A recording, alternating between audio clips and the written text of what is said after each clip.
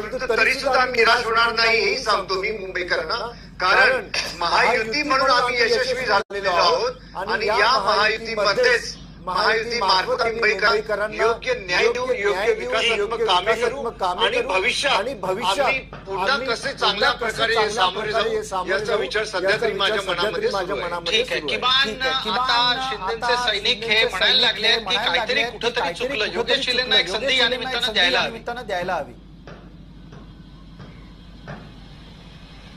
प्रत्येकानेच विचार केला पाहिजे. आम्ही सुद्धा आत्मचिंतन करणार आहोत. आम्ही कुठे चुकलो, मराठी माणसाला साथ घालण्यामध्ये आम्ही कमी पडतोय, या सर्व गोष्टींचा येत्या काही दिवसांमध्ये आम्ही विचार करू. जिंकलेल्यांना मनापासून शुभेच्छा. फक्त त्यांनी विजयाचा उन्माद करू नये. त्यांनी लोकांसाठी काम करावं, लोकांच्या पाठीशी उभं राहावं, मराठी माणसाचा विश्वास अशा कोणत्याही गोष्टीला त्यांनी मान्यता देऊ नये इतकी जाता